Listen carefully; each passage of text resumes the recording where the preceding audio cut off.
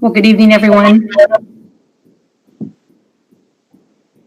Thank you for joining. Just a few housekeeping.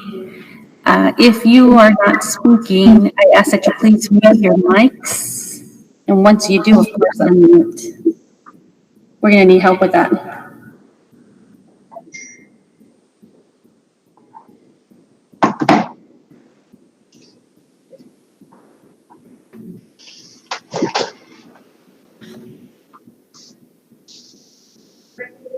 How does that sound? Better, right?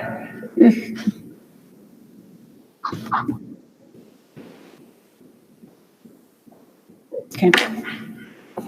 We have a bit of an echo here in our boardroom, so we apologize for that. Do you all hear it, remote sites? Yeah, we could hear an echo. I think some of them have their mics on mute. I would say we lower it.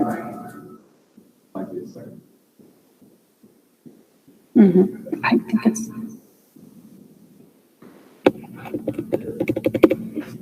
I lowered mine. Did you lower there, Bruce? I just hear it back there in the corner. Okay.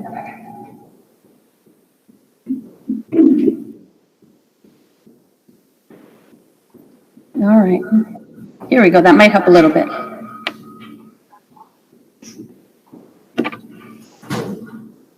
Well, good evening once again.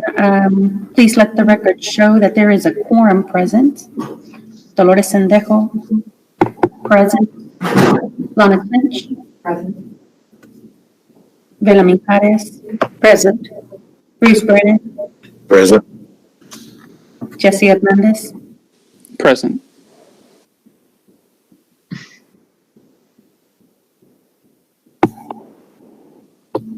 I see Jesse. I see you, Mr. I'm sorry. Can you hear me? I'm not able to hear you, but we do. You can't hear me? Show that we do see. No voice? Hernandez. And then Dr. Clinch also is present. Can you hear me now? Yes. Okay. We can hear you. The time is now 6:02 p.m.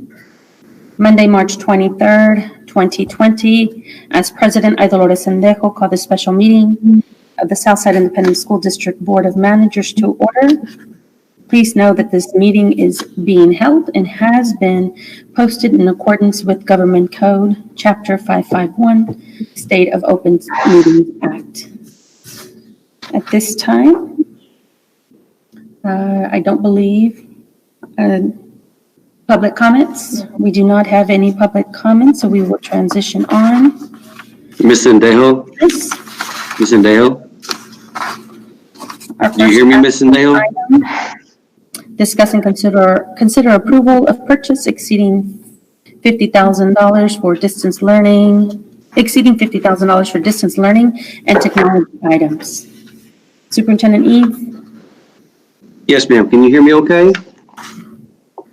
Can y'all hear me? Can you hear me? Yes, sir. You hear me now? We can. You can? Yes. Okay. Yeah, I do want to go back to the public comment real quick. We had no email public comments for record as well, so there's none submitted. Thank you. So what we have here is our goal is to provide for our students and to make sure that every household has the capacity to have some form of electronic communication with the school district during this time that we will be off. We were able to determine that we believe that 900 Chromebooks will cover the current need, also utilizing our existing computers that we have on stock and in staff that we were able to share with the students as well. And at this time, what we're going to do, and Mr. Herring is available there right now also to assist me with this. We believe that in offering this to the parents and the families on a need basis, we can cover multiple family units. They may have 2 or 3 children in one household. And so we went out and we received 3 bids, and we are asking for 900 Chromebooks. I'm sorry, not Chromebooks, but Chromebooks. And then we're also asking for the management licensing agreement. So it's $175,950 to cover this purchase. And we're feel pretty confident at this time that's going to be able to supply all of our students in the district with instructional needs. And then I'll allow Mr. Herring to add anything that he feels necessary at this point in time to that, if there's any questions.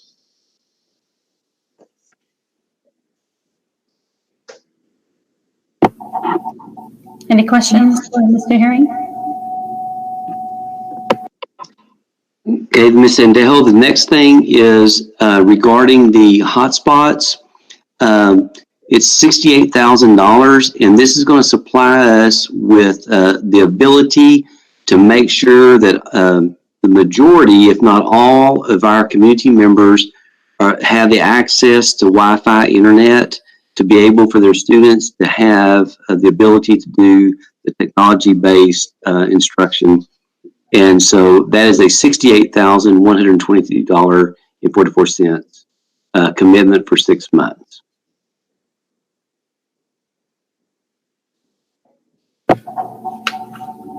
Any particular questions? I do, Ms. Sandejo. Yes, sir. Mr. Eads, for the 250 hotspots, is the plan to give that out to each family, or how are they going to be set up? It's actually, I'm going to defer that to Mr. Herring. I think it's 6 spots, actually. Mr. Herring, can you address that for us, please? And make sure you're online.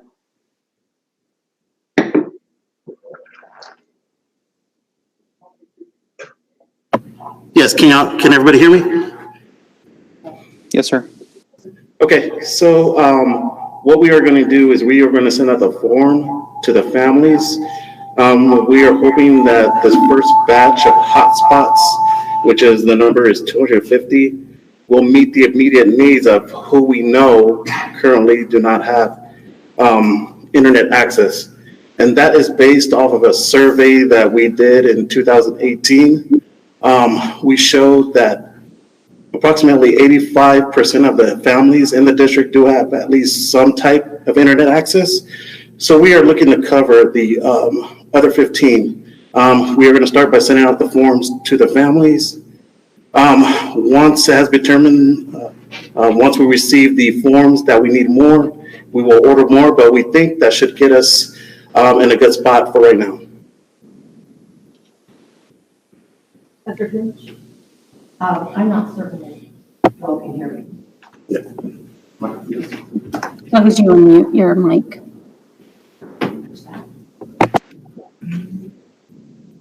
Okay. All right. New technology. We can see you too. Oh, that's even worse. Okay. I have a question about how long we think this emergency is going to last. Have you had any information, Mr. Eads, as far as time? How long will it take us to get these Chromebooks and the implementation of those? And you don't need to make the picture any better. It won't get any better. So. All right. I've got a little bit of information that I can share with you. I will, because we're talking about $250,000. Yes, can you hear me? I was just asking about the efficacy of this as far as how much time it's going to be before this is put into effect, and if you've had any word from the state as far as how long, and what does this company say about how long it's going to take to get the product? Can you hear me okay now? Can you hear me? Yes, we can, Superintendent Eads. Okay. We will be able to potentially distribute the Chromebooks this Friday, Thursday or Friday of this week. So distribution will occur this week. We'll have 750 or 60, I believe, that will be delivered this week, and the remainder will come the following week. So we have access to them this week, and our plan is to distribute them immediately. We have it designed to where Mr. Herring's team will come in, they will code them, and our distribution should go out this Friday. That is the hope and the plan for at least 750 of the Chromebooks. How long will this occur and last? There is quite a bit of information going out right now that we're for sure delayed now additionally as late as April 9th, as there's the potential announcement that we will be, I don't know what the official word is, stand in place. It's not a structure in place, but it's a stand in place. Look, can you hear me, Dr. Clinch? Yes. Okay. Yes, you can, Superintendent Eads. Okay, thank you. And so there is we don't know the true answer if it's going to last until the end of the school year. We know right now it's for sure till April 3rd. The anticipation is April 9th will be the earliest that we will be coming back. And then beyond that is not officially determined yet. We also do know that we were, according to the commissioner, our understanding is that there's a 75% reimbursement for any added expenses. Also, Southside ISD has been very fortunate that we've had some people reach out to us and ask us to submit any additional expenses that were outside of the normal routine for consideration of reimbursement. I can't guarantee it, but I fully expect that we'll be fully reimbursed for any expenses at this point in time. And I feel it's 100%, but I can't tell you that emphatically.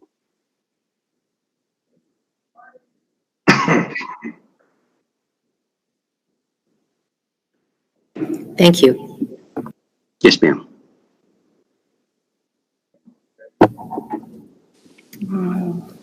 Mr. Eads or Ms. Sendejo can ask one more question. Yes, of course. Mr. Eads, if once we get past this, I mean, obviously we're going to have 900 Chromebooks in our possession. There have been discussions already of what we're going to be able to utilize them for moving forward, and how we can continue to use them for the benefit of the kids. Yes, sir, without a doubt. We've talked about the ability to be able to allow the students and families who applied for them and to receive those Chromebooks be able to have an internet connection and or computer connection that they have not been afforded to have that opportunity in their homes. And so it's basically providing a service. It is being checked out to the family. It is a textbook to them, but it's a computer textbook. And so they're still accountable for it. It's still property of the school district.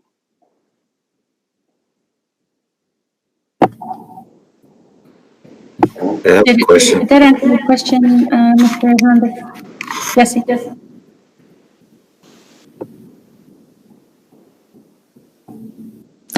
I'm good. Thank you. Okay. Mr. Brennan?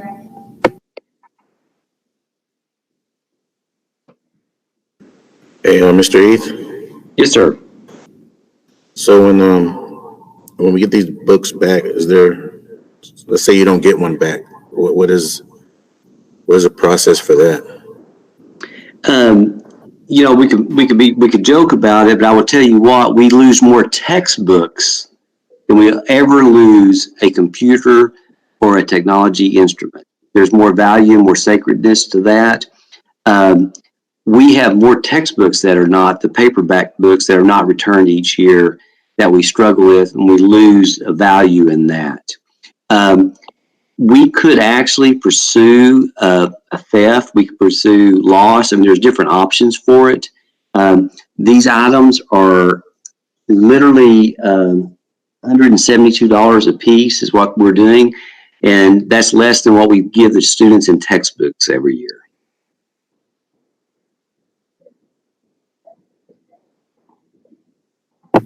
Dr. Clinch? Mr. Eads, Yes. what is there's some talk that we will go to school all the way through June to make up for this time. Have you worked with anyone to calculate the cost of that for us? Okay, that is the very first time I've ever heard of that, of making up the days through June. I've not heard of that at all. That is the first time that's been exposed. I will tell you that the commissioner in our 3 o'clock meetings every day has assured us that we will be taken care of as school districts in the state of Texas. And so we just have to rely on the fact that that's accurate and that's going to happen. But I have not heard that we'll be making up the days through June. That is for the first I've heard of that. Oh, well, mine is from the special ed side of things. Okay. So, okay, that's good to know. Yes.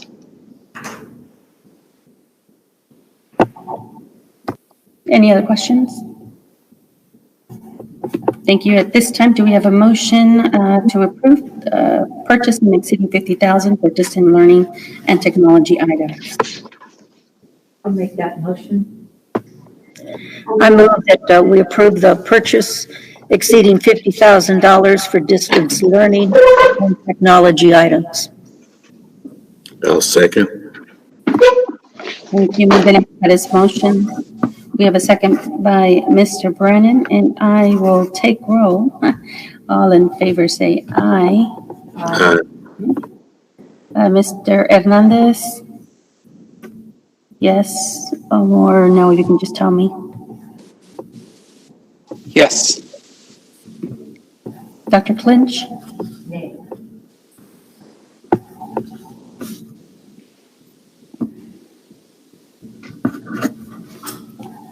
Dr. Clinch, nay. Bruce Brennan? Yes. Did you unmute? Just want to get it for the record. Yes. Bella Mijares? Yes. And Dolores Sendejo, yes. Miss Patty, did you get that? Yes. Thank you. Moving on to action item 2, consider, discuss, and take possible action to adopt resolution to delegate authority to superintendent during emergency closure, modified operations during COVID-19 pandemic. Superintendent Eads? Yes, ma'am. And I know I've sent you multiple copies of this, and I apologize for that. It's been a work in progress through our legal system. Obviously, they represent several districts. And I sent you at the very last minute one just minor modification. I'm assuming you received that. It's the item 1, 2, 3, 4, 5, 6, 7, where it says, whereas the district closed campuses for students attendance indefinitely. That has been modified. I hope you have the most current version, but it was like 5:40 when I sent that. And it's until April 3rd at this point is what it is. And just to remind you that this resolution is only for local policies. Everything else is taken care of through legal. This is for our local policies, and I'll be able to address any questions you have at this time.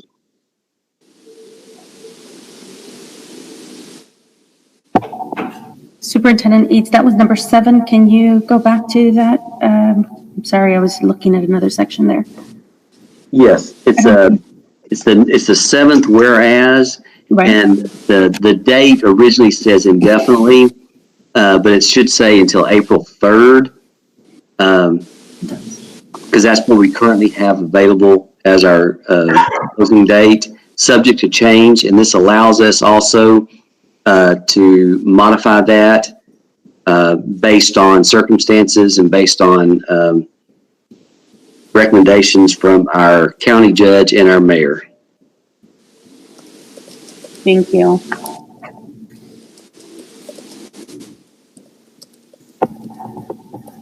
Any particular questions? I did want to ask Superintendent Eads to reference 1 through 8 briefly, and then follow up with any questions. Are you all good with that? I have some nods here, and Yes. thank you, Mr. Hernandez. Superintendent Eads? Yes. Specifically, what do you want me to address? I'm sorry, I didn't hear that. I apologize, I was mute. I had mute my mic. 1 through 8? Very generically, it's only addressing our local policies, and it allows me the authority to have some adjustments based on needs.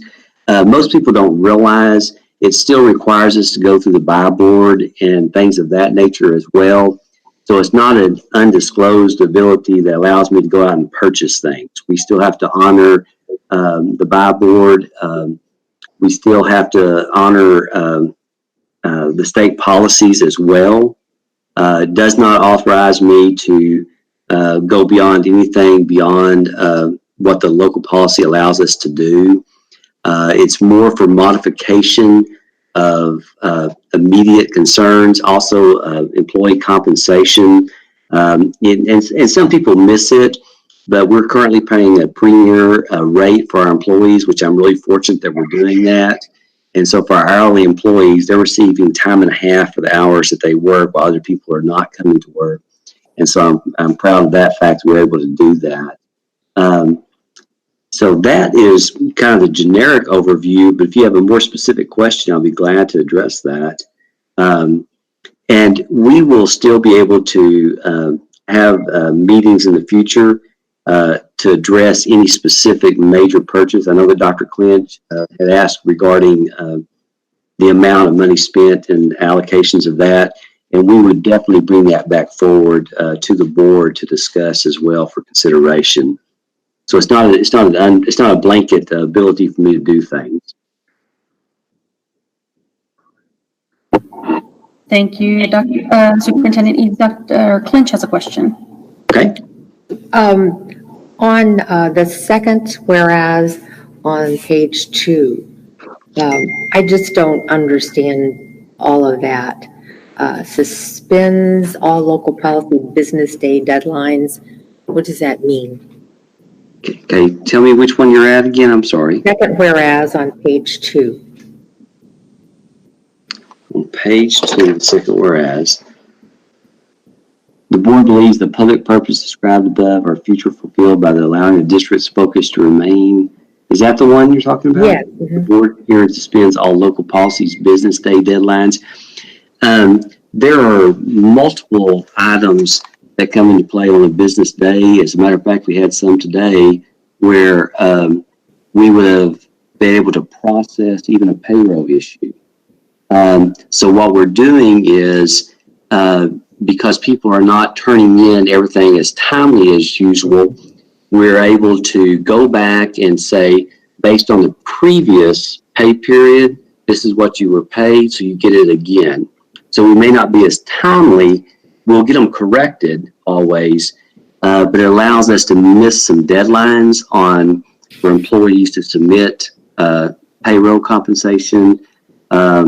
Also, it remains open for the oversight, instruction, food service, and other services for the students and community. So what would end up happening is, in the event we needed to make some changes, which we're considering right now, Dr. Clinch, and some of those considerations are being able to provide food service to our students on weekends. And so that's an option that the federal government has said that they will allow, and we will be compensated for if we do that. We're also taking it out very slowly.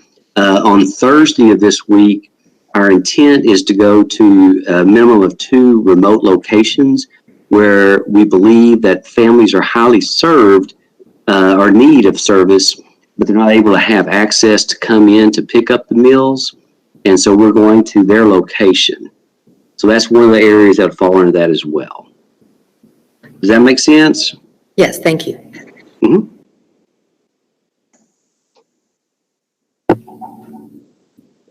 Any other questions from? No. Mr. Hernandez?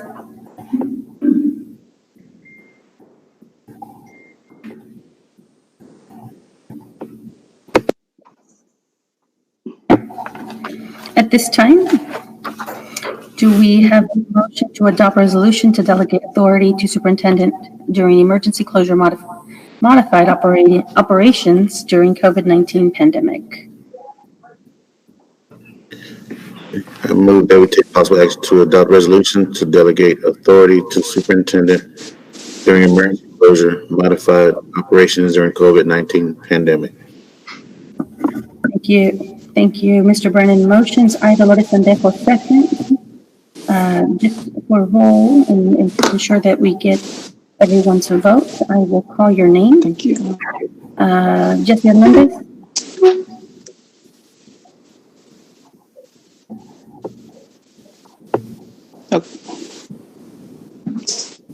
Sorry. Okay.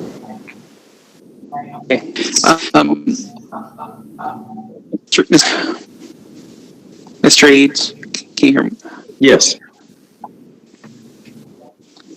Yes, sir. Okay. Mr. Eads, can you hear me? Yes, sir.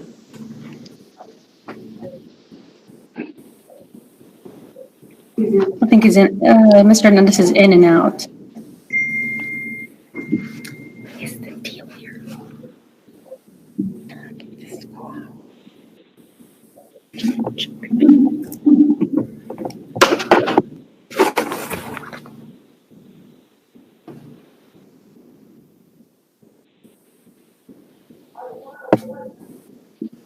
Mr. Hernandez, can you hear us?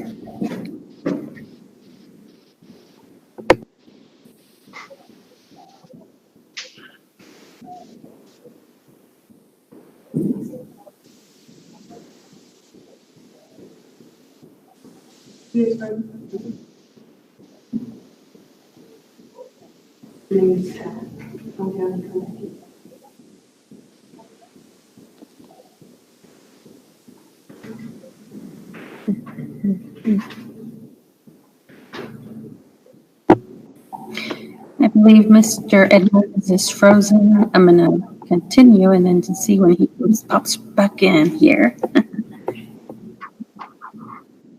Bruce Brennan,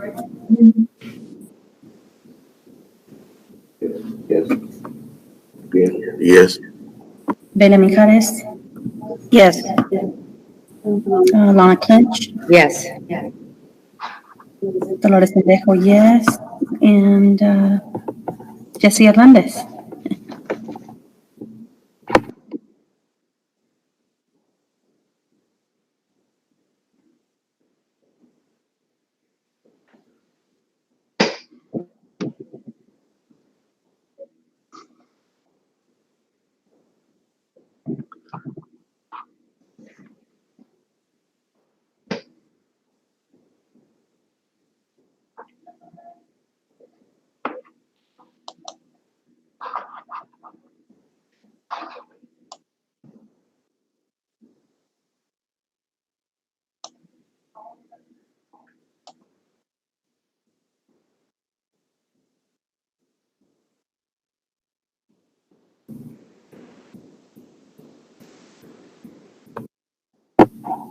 Mr. Hernandez?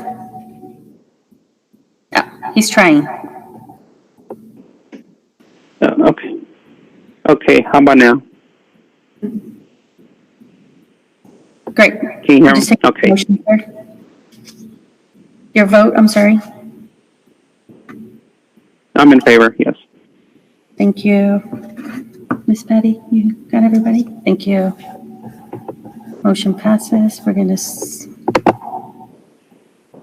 continue on. Third action item, consider, discuss, and take possible action related to COVID-19 issues and the district's response to same. Superintendent Eads? This item is only if you have questions for legal, and if you do, then we'll have to go under section .071 to close section if you had a legal question regarding the COVID-19 issue. Otherwise, that's it.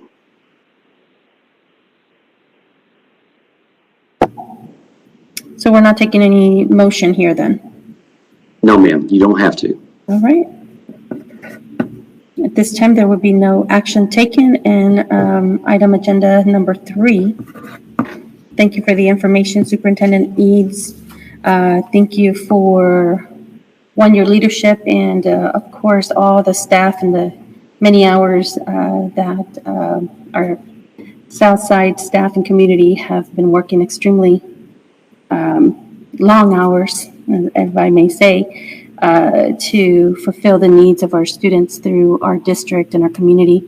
We thank you for your constant communication and everything that is taking place to constantly communicate with our families out there. I would like to leave it open if any of our Board of Managers would like to send their message, but thank you again to everyone in our Southside Independent School District staff that has been putting many efforts into to make this happen during this time. Thank you. Ms. Sendejo, if I can. Absolutely, sir. Mr. Eats, again, just to echo what Ms. Sendejo said, and most importantly, I wanted to thank not only the teachers and staff and all the administration, but also our parents. I've been keeping up quite a bit through different social media channels, and I've seen all the great work that everyone in the district is doing. But our parents have been very, very patient with us and have been very understanding. So thank you so much for our parents and the kiddos as well for everything too. As we're all learning, right? I think everybody's going through this together, and we're all learning to adapt and do things a little bit differently. But I've been very happy to see that everybody's coming together to ensure that we're successful, and we'll keep working as a team to ensure that we're successful all the way through the end. So thank you to everyone, including our parents and our students. Likewise. Thank you. Moving on to closed meeting, the board will adjourn to closed meeting in accordance with the Texas Open Meetings Act, Texas Government Code 551.074 to consider the following: board interviews, superintendent applicants. Pursuant to Texas Code Section 551.071, consultation with legal counsel regarding legal issues pertaining to COVID-19 pandemic. The time is now 6:31 p.m. Thank you.